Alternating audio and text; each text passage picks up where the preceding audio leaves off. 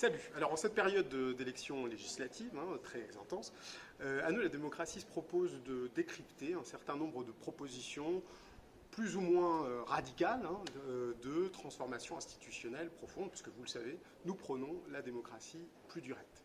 Avec cette première vidéo, je voudrais parler de la 6e République, qui est portée par l'Union populaire écologique et sociale maintenant, et puis réfléchir un petit peu, ou vous inviter à réfléchir sur la manière dont elle pourrait effectivement être instaurée, alors même que l'Union populaire ne disposerait que du Parlement et non pas, ou pas encore, disons peut-être, de la présidence de la République. Alors s'il y a eu on parle de 6e République, c'est qu'il y en a eu 5 auparavant. Il y a une première République en septembre 1792, donc juste après l'éviction du roi de France, donc dans une période extrêmement intense. Une deuxième République après la Révolution de 1848. Une troisième République après l'effondrement de l'Empire français en septembre 1870, une quatrième en 1946, juste après la Seconde Guerre mondiale, donc, et puis une cinquième, donc, en 1958, au moment de la délocolonisation très tumultueuse, très difficile de l'Algérie. Alors on voit que d'emblée, il y a un point important, c'est qu'à chaque fois, ces 5 républiques, elles ont été instaurées dans des contextes très très houleux, des contextes de crise. Et ça, je crois que c'est une des premières conditions pour qu'il y ait une autre république, c'est-à-dire qu'est-ce que c'est qu'une république? C'est une refonte totale de la Constitution, il faut un contexte de crise. Il est tout à fait possible qu'on interprète la période que nous sommes en train de vivre comme un contexte de crise, un contexte, comme vous le savez, qui est pressuré par une crise écologique majeure, une crise sociale extrêmement intense depuis un grand nombre d'années, et puis une crise maintenant géopolitique aussi avec la guerre aux portes de l'Europe ou même sur le territoire européen.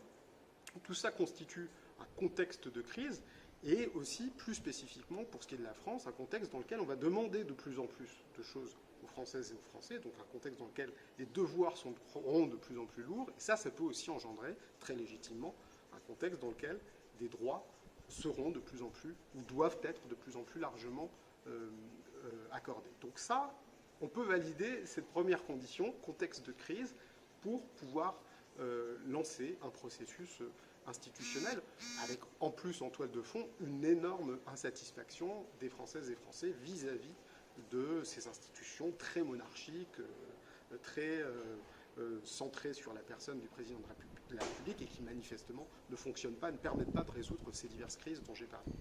La deuxième condition, elle est beaucoup plus difficile à remplir.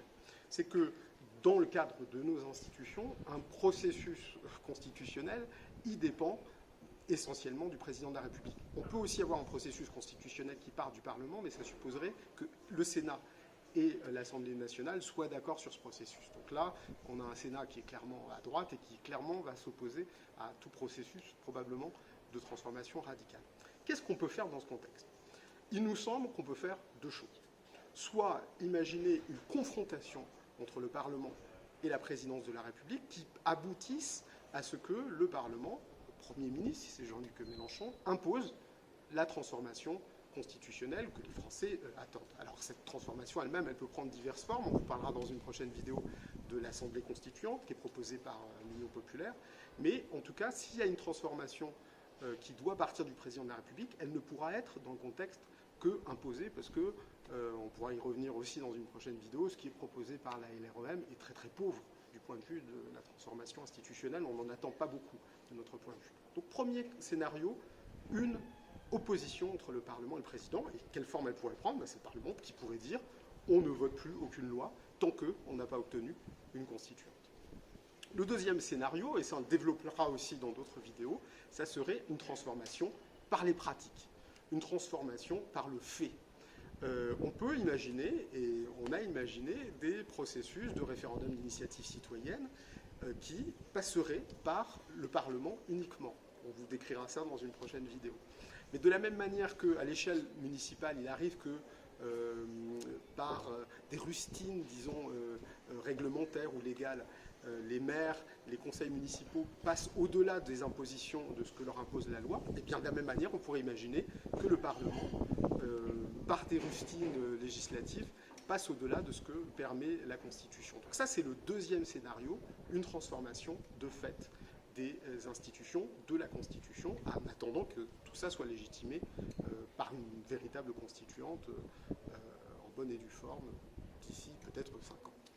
Voilà, donc ces deux conditions, contexte de crise et transformation institutionnelle, soit par une confrontation, soit par une transformation de fait des institutions, nous semblait intéressant d'investiguer. Voilà donc pour cette première vidéo sur la 6ème République, ces conditions de possibilité. On va évidemment développer tout ça dans des vidéos à venir. Et puis vous êtes aussi invités à contribuer, à nous envoyer vos contributions ou à nous écrire sur l'adresse qui apparaît sur l'écran. Et puis on vous donne rendez-vous donc pour une prochaine vidéo dans peu de temps.